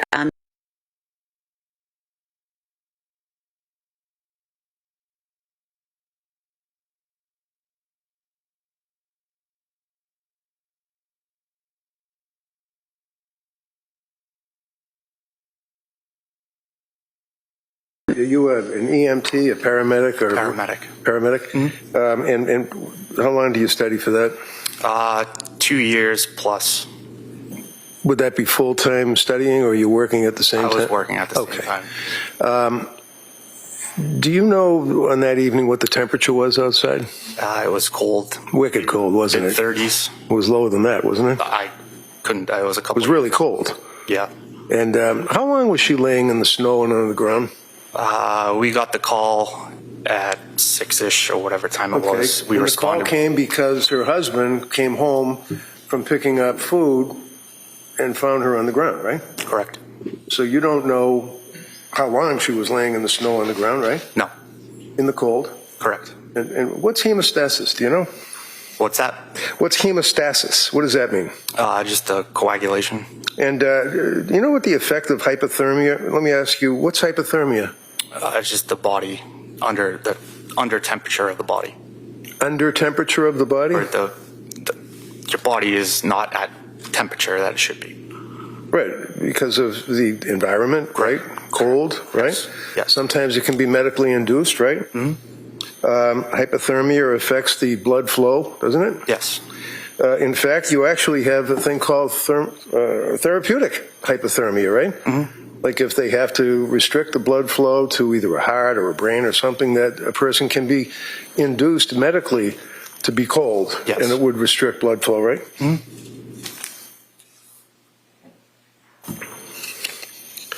So all these questions about whether or not there's blood seeping through the wrist bandages and whether or not there's blood through the holes on the neck brace, you don't know what effect the hypothermia, if any, had on that, would you? No. Thank you, sir. That's all I have. Redirect. Sir, there's typically heat in a hospital, correct? Usually, yes. And were you aware that, Ms. Clancy went to South Shore Hospital, correct? Yes. And are you aware that the wounds on her wrist did not have to be sutured until the following day? I didn't get any of that information after. Were you aware that the wound on her neck never had to be sutured? Same answer. Thank you. Anything further? Thank you, sir. Thank you. Step down. Thank you.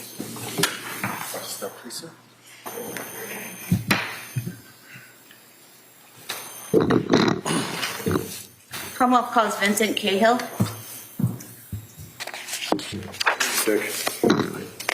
You may testify.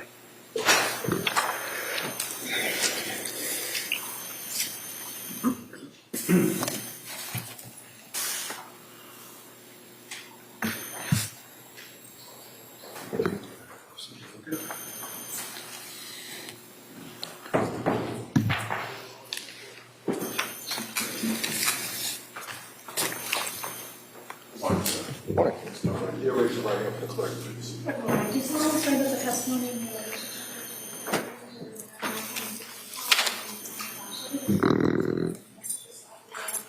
Thank you, sir. You may have a seat.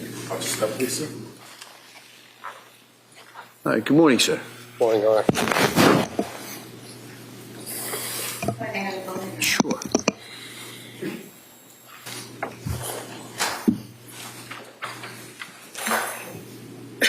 Good afternoon, sir. Can you please state and spell your name for the record? Sure. My name is Vincent Cahill, to be V-I-N-C-E-N-T. Last name Cahill, that'll be C-A-H-I-L-L. And your date of birth, please. 11/11/1996. Where do you work? I work at the Duxbury Police Department. How long have you been with the Duxbury Police Department? About 5.5 years. I want to direct your attention to January 24th, 2023. Were you working that day? Yes, ma'am. Were you on patrol? Yes. And directing your attention further to approximately 6:11 p.m., were you dispatched to 47 Summer Street in Duxbury? Yes, ma'am. And when you arrived there, how long did it take you to get there approximately? A couple minutes. And when you arrived there, what did you see? When I arrived there, I saw a cruiser in the driveway, as well as an ambulance and a fire captain. And did you head to the backyard? Yes. And did you see a woman on the ground there being cared for? Yes. And did you later learn that was Lindsay Clancy? Yes. At some point, do you hear, or did you hear loud screaming? Yes. And as a result of that, did you go inside the home? Yes. And did you go to the basement area? Yes. And when you went down the basement stairs, did you go to the right or the left? I initially went to the right, and I was following the father. So as you're going down the stairs, you say the father, is that Patrick Clancy? Yes. Do you see him as you're going down the basement stairs? Yes. And where is he coming from and where is he going to? It's coming from my left, heading to my right. And what is his demeanor? He was screaming. And as you came down the stairs, did he point in a direction? Yes. Where did he point to? To the left side. And is that where you headed? Yes. And when you went to the left, did you see two children on the floor in that area of the basement? Yes. And what did you do? I checked the pulse of the 5-year-old girl and passed that information along. And then when fire came on scene, I then was backing away because fire was going to start taking care of the 5-year-old girl. I then backed into the infant who was on the ground. So you said that you checked the 5-year-old. Was that Cora Clancy? Yes. You checked her for a pulse. Did she have a pulse? No. And you said fire came down and started taking over. Was that firefighters from Duxbury Fire Department? Yes, ma'am. And you said you started backing up. Is that when you bumped into Callan Clancy? Yes, ma'am. And at that point in time, what did you do next? I checked Callan's pulse. And did he have a pulse? No. Did firefighters take over care of Callan? Yes. At that point, did you do something to make it easier for the people to fit in the room and treat the children? Yes. I moved a large futon or ottoman piece of furniture. And I'm showing you Exhibit 96. Directing your attention to the couch bed and the ottoman on top of it. Were you the one that placed that ottoman on top of the couch bed? Yes, ma'am.